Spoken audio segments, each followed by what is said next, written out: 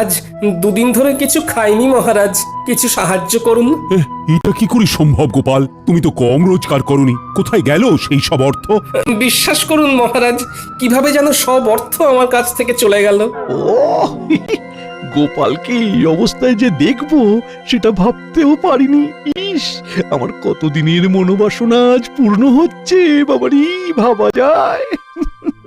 তোমার অর্থ তুমি বাজে খরচ করেছো, আর কে করবে? আমি চাইছি না মহারাজ, কিন্তু তবুও খরচ হয়ে যাচ্ছে। এটা কি সম্ভব গোপাল? তুমি চাইছো না অথচ তোমার জমানো অর্থ তোমার হাত দিয়ে খরচ হয়ে যাচ্ছে। এইরকম নির্ভেজাল গাল গল্প দেয়া কবে থেকে শিখলে গোপাল? ফারামু বাদ দিয়ে এখন থেকে ফাজলামো শিখেছো? বাবা বাবা বাবা! গোপাল কোনো বিপদের মধ্যে পড়েছে, নইলে গোপাল তো মিতব্যয়ী, কোনো বাজে খরচ করে না। মহারাজ, আমি আপনাকে গোপালের পেছনে আর কোনো অর্থ ব্যয় করতে করজোড়ে নিষেধ করছি। আমারও তাই মত মহারাজ, দয়া করে আপনি আর একটি মোহরও দেবেন না। আমারও তাই মত।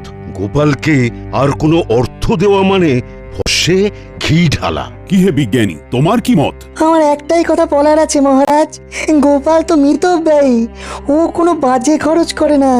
তাহলে আজ গোপালের এই অবস্থা কেন? গোপালের জীবনে কি এমন ঘটনা ঘটলো যাতে গোপাল এই অবস্থায় নেমে এলো? মতিভ্রম বলে একটা কথা আছে, জানো তো বিজ্ঞানী? দূর করে দিন মহারাজ, দূর করে দিন। যাও গোপাল যাও, তুমি বরং বাড়ি যাও, আবার তোমার পুরনো ব্যবসা নিয়ে হাটে মাঠে বসো।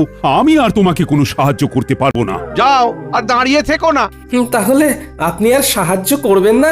না গোপাল, আমার সব সভাসদেরাই তোমাকে সাহায্য করার বিরুদ্ধে। আমি তাদের বিরুদ্ধে গিয়ে তোমাকে তো সাহায্য করতে পারবো না। আপদ গেল। দিদি দিদি গো, এইটুকু নাও, কিছুদিন চালাও, এর মধ্যে দেখবে গোপাল দাদা ঠিক দাঁড়িয়ে যাবে। এই মোহর কটা রাখো, কাজে দেবে। কোথা থেকে কি হলো? কিচ্ছু বুঝতে পারছি না পুটির মা। একটা মানুষ রাতারাতি এইরকম ভাবে বদলে যায়। দিদা, আমি বলছি দেখো, গোপাল দাদু আবার ঠিক আগের মতো হয়ে যাবে। গোপাল দাদুকে দেখে আমাদের খুব কষ্ট হচ্ছে দিদা। সেই দিন দেখি ঢিল মেরে গাছ থেকে আম পেড়ে খাচ্ছে, আমাদের দিকে চোখ করতেই বলে খুব খিদে পেয়েছে তাই খাচ্ছি। ইস, এই দিনটাও দেখতে হচ্ছে আমায়। দিদি, গোপাল দাদা এখন কোথায়? রাজসভায় গেছে, দেখা যাক মহারাজ কিছু সাহায্য করতে পারেন কিনা। আমি একদম একা হয়ে গেলাম। কে বলে তুমি একা? এই তো আমি আছি না। দুঃখ থাকতে তোমার কিসের ভয়? তাই তো, তুমি থাকতে আমার আর ভয় কি? নাও, আর কোথায় টেনে নামাবে নামাও। এই তো সব সময় মিথ্যে বলছো। আমি শুধু তোমাকে টেনে নামাচ্ছি। হ্যাঁ, কাজের খবর দিচ্ছিলাম। ওই তো কাজের খবর আসছে, ওই বটা আর ঘটা তোমাকে কাজ দেবে। কি গোপাল, তুই আমার নাম ধরে ডাকছিস? নাম ধরে ডাকছে বলে কি এমন মহাভারত অশুদ্ধ হচ্ছে শুনি? শোনো, সেই দিন গেছে, হ্যাঁ, আর তুমি এখন একটা সাধারণ লোক। তোমার সম্মান প্রতিপত্তি সব চলে গেছে, দয়ায় বেঁচে আছো। একটা কাজ করবে, আমাদের বাড়ির চারপাশটায় কাল ভালো করে জঙ্গল সাফ করে দিলে 2টো মোহর পাবে। বলো করবে কিনা বলো? বলে দাও করবে। করব। তাহলে কাল সকালে ভোর ভোর চলে এসো, খাবার নিয়ে আসবে, খোরাকি দিতে পারবো না। কি গোপাল, ঠিক আছে তো? এই কাজটা ভালো করে করলে তোমাকে আবার একটা কাজ দেব, ঠিক আছে? আরে সেলাম করো, বলো ঠিক আছে প্রভু, বলো ঠিক আছে প্রভু। যাও গোপাল, ঘরে যাও। কাজ কিন্তু একদম ঝকঝকে করে করতে হবে, ময়লা থাকলে কোনো মোহর পাবে না। বুঝেছো? বুঝেছি।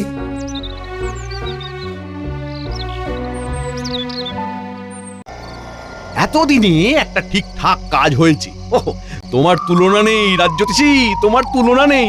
জ্যোতিষ মতে গোপালের এখন 7.5 চলছে, মানে কায়দা করে ওর জীবনে দুঃখটাকে এনে দিতে হবে। এ এখন লম্বা চলবে। কৃষ্ণনগরে গোপালের সম্মান নষ্ট হবে। কতজন কত চেষ্টা করেছে, কিন্তু তুমি যা করেছো তা আমি কোনোদিনও ভুলবো না। এবার আপনি আমাকে দেখবেন। আমি আপনাকে দেখেছি, গোপালকে চিরকালের মতো সরিয়ে দিয়েছি। এবার মহারাজ একা হয়ে গেছে, তখন গোপাল ছিল, এখন গোপাল নেই, এখন দুহাতে লুটে পুটে খাবো, কেউ বলার নেই। চলো বাজারে যাই, মোহর দ্বিগুণ করে আসি। বাজারে এত রাতে? আরে রাতের বাজারই তো আসল বাজার। চলো একটা মোহর নিয়ে চলো। বাজারে আবার এসব হয় নাকি? আরে বাজারে একটা জায়গা আছে, সেখানে একটা কল আছে। একটা মোহর দিলে তোমার ভাগ্যে যদি থাকে তাহলে ওই একটা মোহর থেকে 500 মোহর হাতে চলে আসবে। এই একটা কল, নাম হলো গেড়া কল। সত্যি বলছো? আমি তোমাকে কেন মিথ্যে বলবো বলো? হ্যাঁ, কিন্তু আমার কাছে তো কিছু নেই গো দুঃখু। চলো চলো হেসেলে চলো, তোমার গিন্নি কয়েকটা মোহর পেয়েছে, ওই পুটির মা দিয়ে গেছে। তোমার গিন্নি এখন নেই, এই সুযোগ। চলো মোহরগুলো নিয়ে নাও, তোমাকে ধনী মানুষ হতে হবে। বলছো? তাহলে চলো। কোথায় রেখেছে? কুলুঙ্গিতে একটা ঘটির মধ্যে রাখা আছে।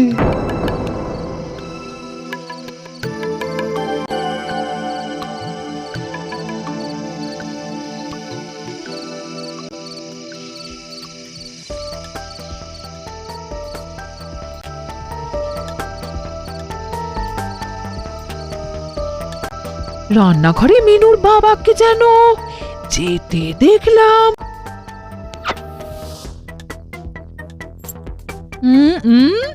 দেখি তো এখন রান্নাঘরে গিয়ে কি করছে, দেখি দেখি। হ্যাঁ, বলি হচ্ছেটা কি? আমার ঘরে শীত কাটছো? আমি যেটা বলছি সেইটা বলো। তুমি না আমার অর্ধাঙ্গিনী, তুমি তো আমার অর্ধেকটা। তুমি না আমার অর্ধাঙ্গিনী, তুমি তো অর্ধেকটা গো।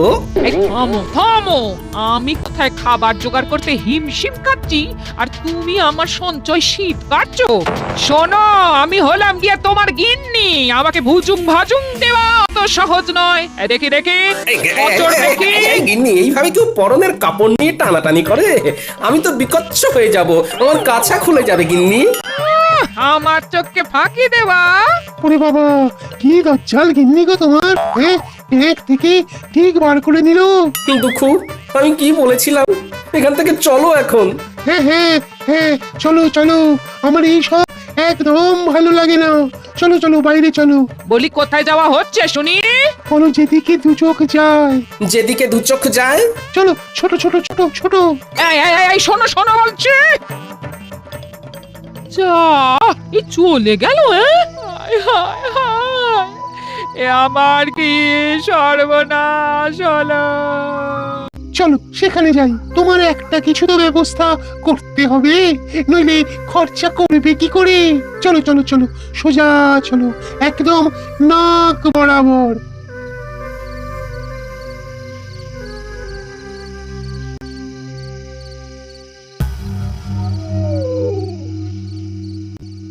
কি হলো? তখন থেকে দেখছি নিজে নিজে ফিক করে হাসছো। কি হয়েছে? কি হয়েছে? এতদিনে শিখে ছিঁড়েছে, গোপাল বিদায় হয়েছে চিরতরে।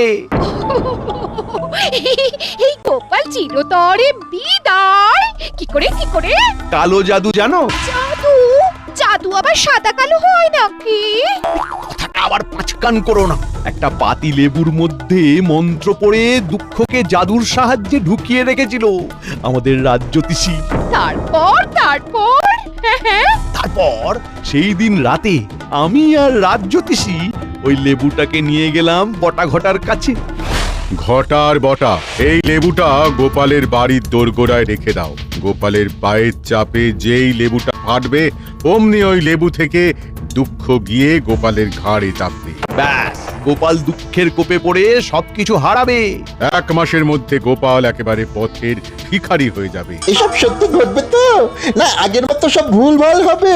আমার কালো জাদুবিদ্যাকে অবিশ্বাস করো না, কাজটা করেই দেখো না, মজা পাবে। রাজকর্মচারী যদি হতে চাস তাহলে আমরা যেভাবে বলছি সেইভাবে কাজ কর। ঠিক আছে, দিন। এবার চলো, আজ রাতের মধ্যেই এটা করতে হবে। খুব ভালো সময়, আজকের পরে আবার 6 মাস পরে এই তিথি আসবে, সুতরাং বুঝতেই পারছো পারছি। তাহলে এক্ষুনি চল, আমাদের চোখের সামনেই ঘটনাটা ঘটুক। চলুন তাহলে। তারপর হ্যাঁ, তারপর সেই অমাবস্যার রাতে আমরা 4 জন গোপালের বাড়ির কাছে এসে দাঁড়ালাম। ঠিক এই জায়গাটাতেই লেবুটা রাখো। হ্যাঁ, এখানে এখানে। সেটা না হয় রাখলাম। গোপাল দাদা না এলে তো হবে না। আরে আমরা এসেছি কি করতে? ওকে ডেকে বাইরে বার করবো, তোমরা দেখে যাও খালি খেলাটা। তোরা তোদের কাজটা কর, নে নে রেখে আয়। রেখে এসে লুকিয়ে পড়ো। মন্ত্রীমশাই আপনিও লুকিয়ে পড়ুন। আর হ্যাঁ বটা, লম্ফটা আমার হাতে দিয়ে যা। এইখানে লেবুটা রাখলাম। গোপাল, ও গোপাল, একটু বাইরে এসো না। কে? আরে আমি রাজজ্যোতিষী। তোমার সাথে একটা খুব জরুরি প্রয়োজন আছে, একবার বাইরে এসো না গোপাল। ও বাবা, এত রাতে রাজজ্যোতিষী? আসছি।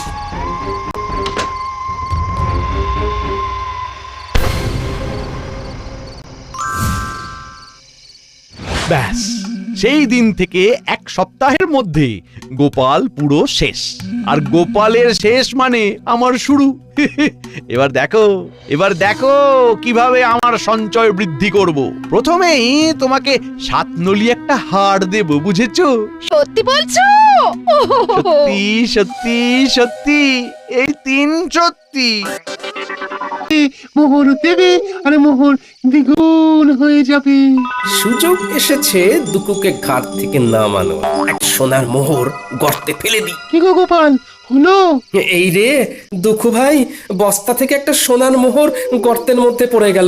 দুঃখু ভাই, গর্তের মধ্য থেকে সোনার মোহরটা তুলে দেবে? এ বাবা, ভালো করে ধরতেও পারো না। দাঁড়াও দেখছি। উহ, কি শান্তি! অবশেষে দুঃখ নামলো ঘাট থেকে। এবার শান্তি শান্তি, মহা শান্তি।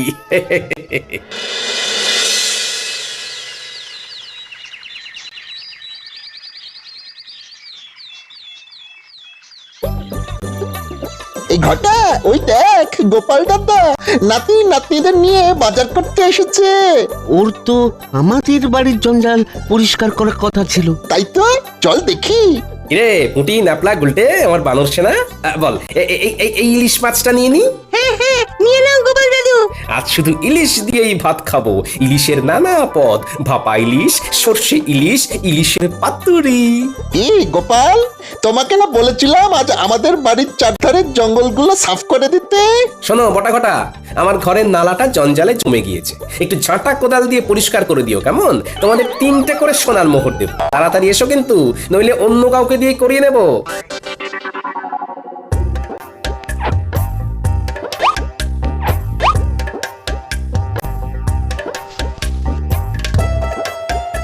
চল রে মানুষ না, আর কত কি কেনার আছে। চল চল চল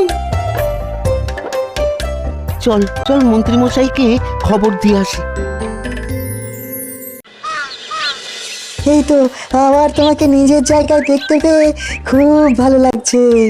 তা কি হয়েছিল গোপাল? বুদ্ধিতে এর কোনো ব্যাখ্যা নেই বিজ্ঞানী।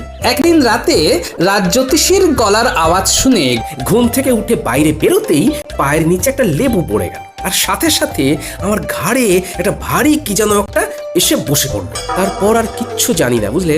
এখন কেমন লাগছে ঘর? হালকা ফাঁকা, নাইকো ভাত। আরে কাল রাতে ঘাট থেকে দুঃখুকে নামিয়ে দিলাম, ব্যাস। বিষয়টা একটু খুলে বলো তো গোপাল। বলছি।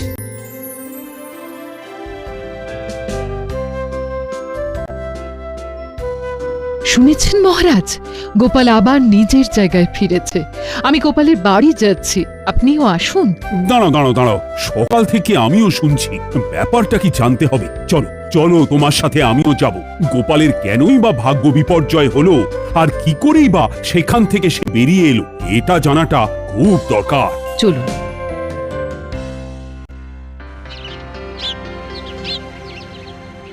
এবার বুঝলে তো?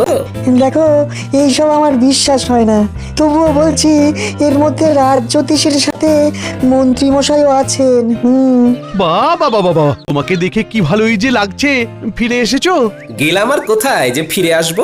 কালের ভাতটাকে শুধু নামিয়ে দিলাম, ব্যাস, হালকা হলাম। কাঁধের ভার, কাঁধে কিরকম ভার ছিল তোমার? কই গো গোপাল, তোমাকে দেখি। আমি কি বলেছিলাম? গোপাল ঠিক নিজের জায়গা ফিরে পাবে। কি ব্যাপার হয়েছিল গোপাল, আমাকে বলো। কি আর বলবো মহারাজ, আমার ঘাড়ে বসেছিল দুঃখ। সে আমাকে সব বাজে রাস্তাগুলো দেখাচ্ছিল, আমাকে কপরদক্ষিণ করে দিয়েছিল। আমি এক্ষুনি গিয়ে আবার গর্ত থেকে দুঃখকে বার করে দিচ্ছি। আমি আমি একটু আসছি মহারাজ, একটা কাজের কথা মনে পড়ে গেল হঠাৎ। আসি। তুমি কে গো? আমি এই রাজ্যের মন্ত্রী দুঃখু, আমার ভাই। যাও যাও, আবার গিয়ে গোপালের ঘাড়ে চাপো, ওকে আবার সর্বশ্রান্ত করে দাও। তুমি ওকে এত উপকার করলে, ও তোমার ক্ষতি করলো দুঃখু। না, গোপালের কাছে আর যাব না, ও বড় ভয়ঙ্কর। তার চেয়ে তুমি বরং খুব ভালো। তুমি আমাকে মুক্ত করেছো, যে মুক্তি দেয় তাকে কি ছেড়ে যেতে হয়? আজ থেকে আমি তোমার কাছে থাকবো। বলো কি? না না না, দুঃখু, না না না।